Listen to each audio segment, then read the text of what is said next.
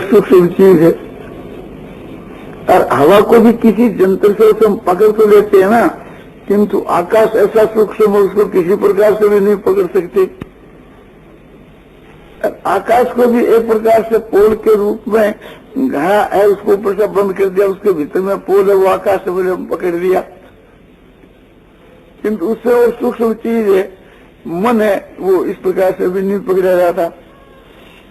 मन को भी किसी प्रकार से हम एक प्रकार से स्थिर कर लेते, बुद्धि के द्वारा रोक देते हैं कोई स्थान के बीच के, वहां तो पकड़ा गया। किंतु बुद्धि उससे भी सूक्ष्म है। और बुद्धि को भी पकड़ लेते हैं कि बुद्धि को हम स्थिर कर लेते हैं, एक आपने तो भी पकड़े गई, तो उससे भी और जो सूक्ष्म चीज है अव्याकृत माया, उसको फिर नहीं पकड़ सकती। और मायापति को भी नहीं पकड़ सकती। मायापति और माया जो है ये भी एक प्रकार से माया की खोली चढ़ा करके और किसी प्रकार से ईश्वर को हम अपने बुद्धि से और से उसकी बुद्धि की खोली चढ़ाकर पकड़ सकते हैं, निखालस को तो नहीं पकड़ सकते। तो सूक्ष्म से सूक्ष्म जितनी अधिक चीज है उतना उसको पकड़ना जितना कठिन है, क्योंकि जो पकड़ने वालों जानने वालों है वो उसे अपने सूक्ष्म है, श्रेष्ठ है, महीन है। तो एक जो चीज होती है जो ग्रहण करने में आवे उसको तो ग्राह्य कहते हैं। तो ग्राह्य चीज तो सबसे मोटी होती है, उससे जो सूक्ष्म हो वो ग्रहण हो कि जिनके द्वारा वो पकड़ी जावे। और उससे भी वो सूक्ष्म हो वो कि जो पकड़ने वाला, जैसे ज्ञाता ज्ञान ज्ञे, तो ज्ञे सबसे मोटा है और ज्ञान उससे सूक्ष्म है कि ज्ञान के द्वारा ज्ञे को हम पकड़ते हैं। और ज्ञाता उससे भी सूक्ष्म है, जो ज्ञान द्वार है, ज्ञाता पकड़ने वाला है। तो इसलिए इनका एक विभाग है। तो अब आपको परमाणु की बात हम कहते हैं, तो सबसे मोटे परमाणु पृथ्वी, उससे सूक्ष्म परमाणु जो है जल की, उससे सूक्ष्म परमाणु जो है अग्नि की, उससे सूक्ष्म परमाणु हवा की, उससे सूक्ष्म परमाणु आकाश के, उससे सूक्ष्म एक तरह के मन के, उससे सूक्ष्म अहंकार के, उससे सूक्ष्म बुद्धि के, उससे सूक्ष्म माया के, इस तरह से एक सूक्ष्म परमाणु चले। बीच में एक प्रकार से इंद्रियों को छोड़ दिया तो समझ लो कि ये भूतों से सूक्ष्म एक प्रकार से विषय है, शब्द शब्द स्वरूप गंध, उससे सूक्ष्म सो इंद्रिया है। जैसे एक से एक भूत सूक्ष्म है, ऐसे एक से एक उसका विषय सूक्ष्म है, ऐसे एक से एक वो इंद्रिया सूक्ष्म है। पृथ्वी का विषय गंध है, जल का विषय रस है, अग्नि का विषय रूप है, हवा का विषय स्पर्श है और आकाश का विषय शब्द है। इनसे एक ये इनका परमाणु जो सूक्ष्म है। इसी प्रकार से थी नासिका इंद्री से सूक्ष्म जीवा इंद्री है, जीवा से भी और सूक्ष्म नेत्र इंद्री है, नेत्र से भी सूक्ष्म त्वचा इंद्री है, त्वचा से भी सूक्ष्म अपने कर्ण इंद्री है। तो सबसे सूक्ष्म कर्ण इंद्री, तो कर्ण इंद्री का जो विषय है वो उसका जितना भी कठिन है। जैसे आपका जो शरीर है, इसका जो सुख है, इसका भी आप त्याग कर सकते हैं मान पिताजी के लिए। इस सुख के बीच के वहां भी जो त्वचा इंद्री का जो सुख है, असली सेवा पिताजी का है, वो उसका त्यागना और सबसे कठिन है। और उसका भी इससे भी सूक्ष्म है कर्ण इंद्री का विषय, उसका त्यागना और सूक्ष्म है। आप में यदि व्यभिचार का दोष आ गया तो निंदा के भय से उसको भी आप त्याग सकते।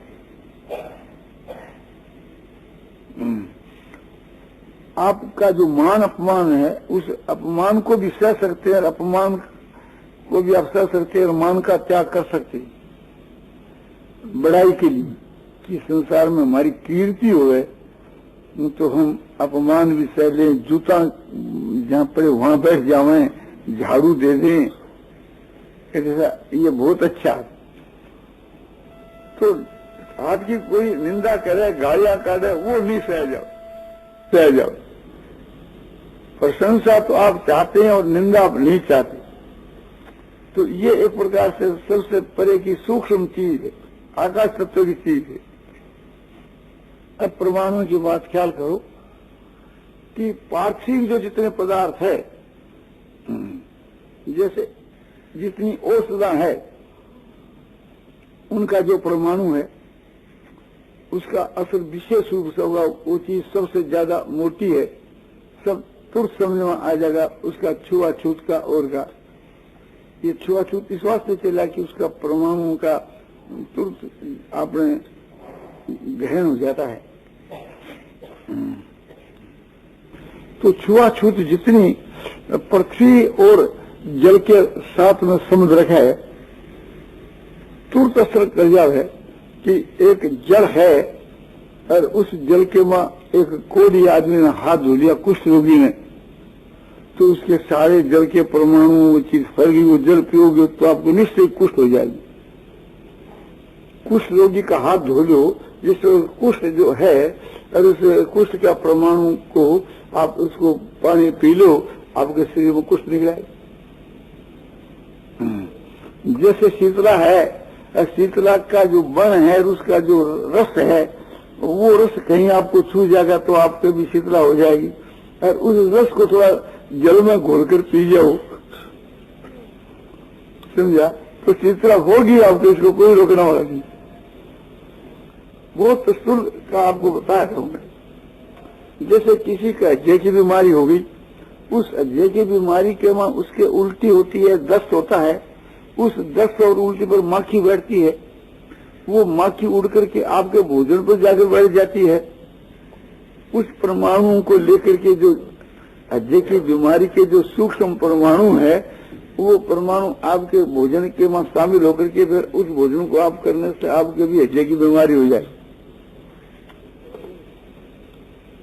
तो पार्थिव जो चीज है, पृथ्वी के मां जो जैसे आपने सुगंध और दुर्गंध है, माने जो एक ऐसी दुर्गंध है कि टट्टी की, पेशाब की, उस जगह अधिक बार रहोगा तो वो आपके वहां बीमारी पैदा हो जाए। वे परमाणु आप में प्रवेश करके बीमारी को पैदा कर दी। क्लोरोफॉर्म क्या चीज है? गंध से तो बेहोशी होती है, सूंघने से एक प्रकार से बेहोशी हो जाती है, इतना असर हो जाता है। गंध के जो परमाणु हैं वो तो भीतर में जाकर के आपको सो बेहोशी पैदा कर दी। अब ये ख्याल करना चाहिए रोग के विषय में,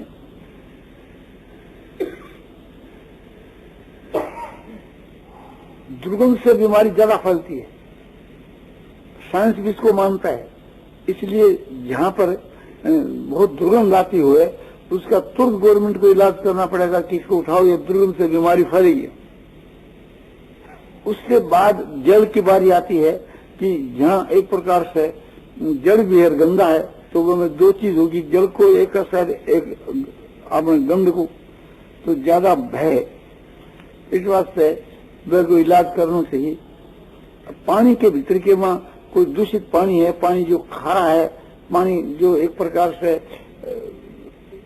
उसमें कोई प्रकार का दोष आ गया है, तो उससे पानी पीने से तुरंत ही एक प्रकार से उसके शरीर में बीमारी हो जाएगी।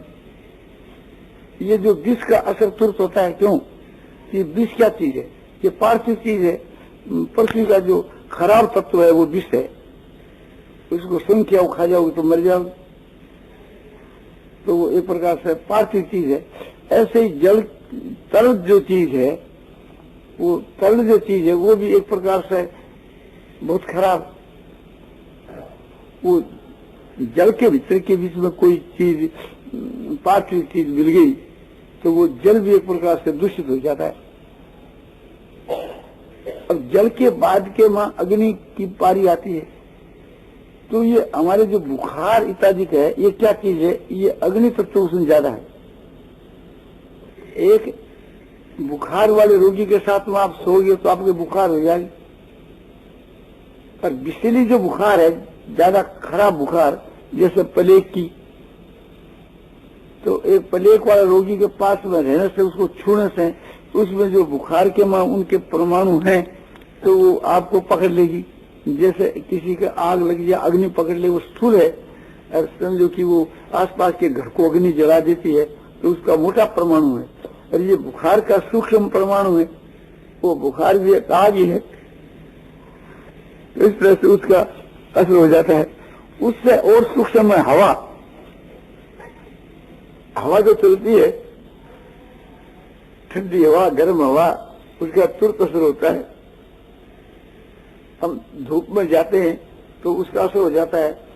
तो धूप में क्या है कि वो अग्नि के परमाणुओं का असर है, और हवा जो है उसमें दूसरों का परमाणु और मिल जाता है। पृथ्वी के परमाणु मिल जाते हैं हवा के वहां, तो सुगंध दुर्गंध को हवा ले जाती है। उसमें जल के परमाणु मिल जाते हैं तो हवा ठंडी हो जाती है। उसमें समझो कि धूप के परमाणु मिल जाते हैं तो हवा गर्म हो जाती है, लू बाजती है। तो लू क्या है? जो धूप, जो सूर्य की बड़ी कड़ी धूप, उस धूप के शामिल होकर हवा चले तो लू बन जाए, और प्रवाह हवा के साथ में वह मिल जाए तो समझो कि जल के साथ में वो ठंडी हो जाए, और सुगंध दुर्गंध के साथ में हो जाए तो गंध वाली हो जाए। तो इस वास्ते में हवा के समुद्र से भी बीमारियां हो जाती है। अब आगे में बड़े आकाश के परमाणु आए। आकाश के परमाणुओं का असर होता शब्द से। आपको जो व्याख्यान सुनाया जाए और उससे आपके चित्त में जो प्रसन्नता, शांति, जो कुछ मिले, इसमें कौन से परमाणु असर करते हैं? आकाश के शब्द तो है ना। तो शब्द से भी परमाणुओं का असर होता है। तो इससे मैं कहता हूं आनंद आनंद आनंद आनंद सूक्ष्म प्रतीत क्यों होता है? आनंद जो एक प्रकार से चीज है, वो एक शब्द के साथ में मिल करके और आनंद का काम कर रहा है। आपके हृदय में प्रवेश होकर के आनंद की जागृति कर रहा हो, तो शब्द का असर होता है। प्रत्यक्ष देखो, एक आदमी को गाली काढ़ी जाती है तो असर होता है कि नहीं, और एक प्रशंसा की जाती है तो उसको असर होता है कि नहीं? शब्द के ही तो द्वारा प्रत्यक्ष देख लो, तो शब्द के परमाणु ही से तो असर होया। तो ये बताया जाता है कि एक आदमी को नींद आती है, 5 आदमी देखते हैं तो उस नींद के परमाणु फैलते हैं और दूसरों को भी नींद आने लगती है। एक आदमी के बीच के वहां कोई भी शरीर में या इंद्रियों में या मन में या बुद्धि में कोई भी चीज है तो दूसरे को भी वो चीज मिलती है। हमको जो विद्या क्यों मिलती है, कैसे मिलती है? हमारे में विद्या है तो हम आपको विद्या दे सकते हैं, तो विद्या आपको प्राप्त हो जाती नहीं, वो है तो हमारे में आपको मिल जाती है। सब प्रत्यक्ष देखते हो ना कि एक से दूसरे को विद्या मिल जाती है। एक मूर्ख आदमी है, उससे विद्या लो, उसे उसमें है नहीं वो चीज तो कैसे मिलेगी? तो चीज होगी वही तो मिलेगी ना। तो इसी प्रकार से जैसे पदार्थ है, जैसे क्रिया है, क्रिया का 2 रूप है, एक तो स्थूल एक सूक्ष्म। हम जाकर के एक तीर्थ में स्नान किया, तो स्नान किया तीर्थ के वहां, ये माने पुण्य, ये पुण्यमय क्रिया हुई, पुण्य क्रिया स्थूल हुई। किसी को दान दिया तो वह स्थूल क्रिया हुई। अग्नि में आहुति डाली, यज्ञ किया तो स्थूल क्रिया हुई। सूक्ष्म क्रिया क्या है कि यज्ञ किया, दान दिया, तप किया, वो तो खत्म हो गया ना, कर दिया, बस हो गया। उनके संस्कार हमारे हृदय के वहां है कि हमने यज्ञ किया, दान दिया, तप किया, वे संस्कार जो है उसका आगे जाकर फल मिलेगा। वो तो मिट गए, यज्ञ दान तप जो कुछ स्थूल क्रिया करी वो तो वहां खत्म होगी। और सूक्ष्म क्रिया एक प्रकार से हमारे हृदय में उसके संस्कार हैं, उस स्थूल सूक्ष्म क्रिया के संस्कार के दो भेद होते हैं, एक फलदायक, एक वृत्ति रूप। वृत्ति रूप वो सात्विक राशि तामसी ये भाव, तो सात्विक राशि तामसी भाव पैदा होता है। सात्विक क्रिया से सात्विक भाव, राजसी क्रिया से राजसी भाव, तामसी क्रिया से तामसी भाव, वो भाव है। और पाप में जो क्रिया उसका भाव पाप में हुए, जैसे चोरी की, कुछ डाका डाला, व्यभिचार किया, हिंसा करी, ये सब पाप क्रिया हुई। तो पाप क्रिया के पाप में संस्कार हृदय के में हुई। पाप में संस्कार का उसका एक तो उसका फल है, फल क्या, पाप का फल दंड है। और एक पाप की जो क्रिया करी वो तामसी हुई, तो हमारे हृदय के में तामसी भाव है, तो हृदय में इकट्ठा हुआ। किसी को हमने मारा, काटा, कोई कसाई है, हिंसा करता है, तो उसके हिंसा के भाव इकट्ठे होते हैं। हिंसा की एक वृत्ति, हिंसा करने की एक आदत। तो एक कसाई बहुत सी गायों काटता है, बकरों काटता है, आपको एक तलवार दी जाए, बकरा दी जाए, काट दो, आप नहीं काट सकते। क्यों नहीं काट सकते? कि आप में वो हिंसा के भावों का संग्रह नहीं है, आपने कभी ये काटा ही नहीं, तो कैसे काटोगे आप? और जिसमें संग्रह है बुरे भावों का, वो उसी वक्त काट डाले। जैसे भाव होते हैं वैसे संस्कार पैदा होते हैं, और संस्कार के अनुसार फिर आगे क्रिया होती है। भावों के अनुसार समृद्धि होती है। एक व्यभिचारी आदमी है, जिस स्त्री के साथ में व्यभिचार करें, उसको देखने के साथ में वो भाव जागृत हो जाएगा कि मैं इसके साथ में भोग किया था। अब फिर उसके साथ में भोग करने के संस्कार आएंगे और फिर वैसी क्रिया होगी, फिर वो पाप बनेगा। जो पहला पाप किया उसका तो एक प्रकार से दंड भी लेगा, और उससे जो स्वभाव खराब हुआ उससे फिर नए पाप होंगे।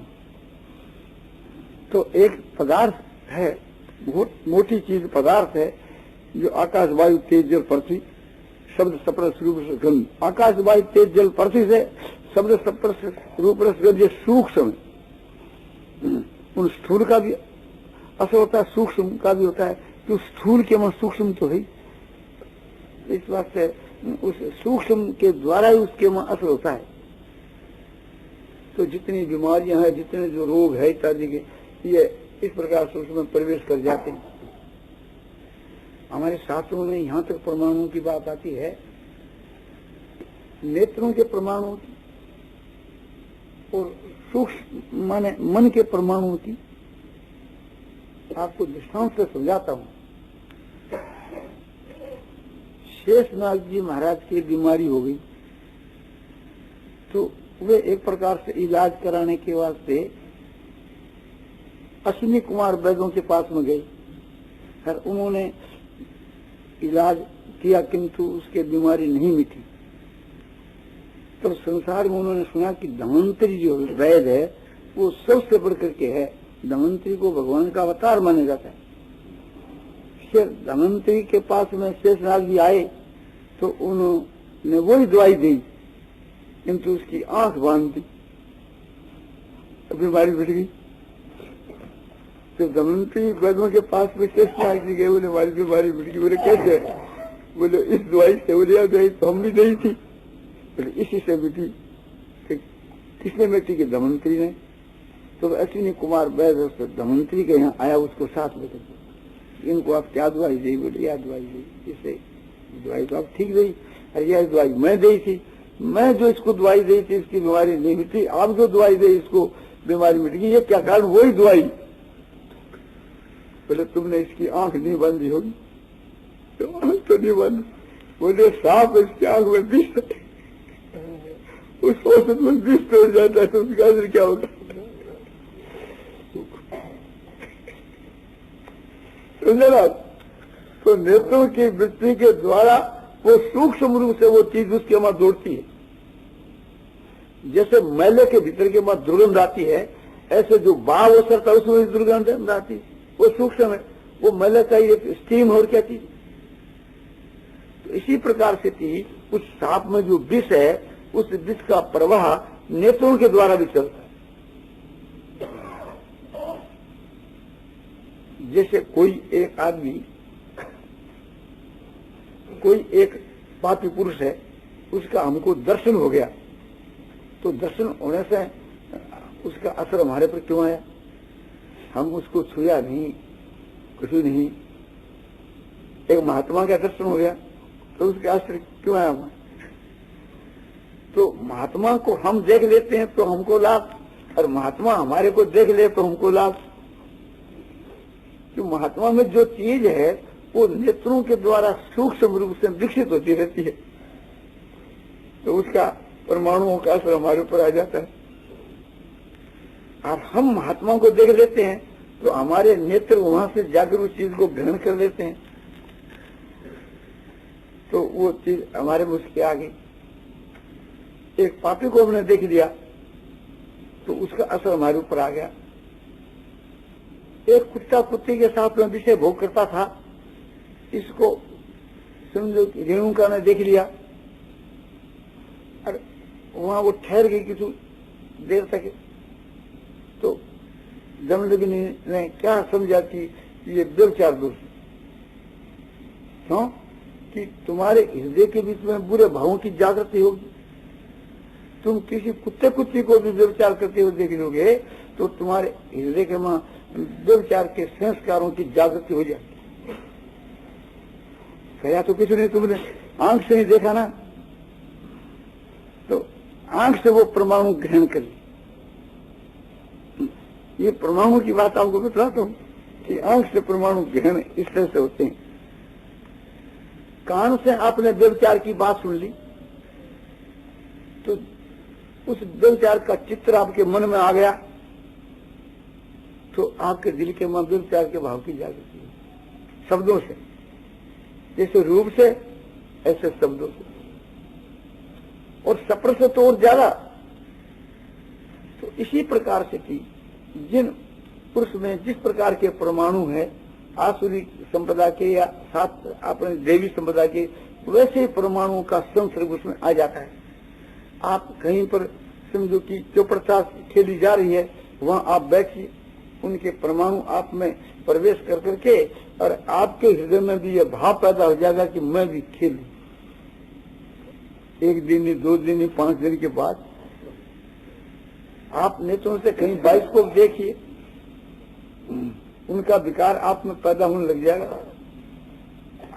आप एक प्रकार से लड़ाई झगड़े की बात सुनते रहिए, आपके बीच के मत जोश पैदा होने लग जाएगा लड़ाई करने का। आप ऐसी कोई भी सुगंधी की या दुर्गंधी की चीज को सूंघिए तो उसका असर आप पर तुरंत होगा। तो ये जैसे मोटे परमाणु हैं, ऐसे सूक्ष्म परमाणु, क्रिया के परमाणु, पदार्थों के परमाणु और भावों के परमाणु।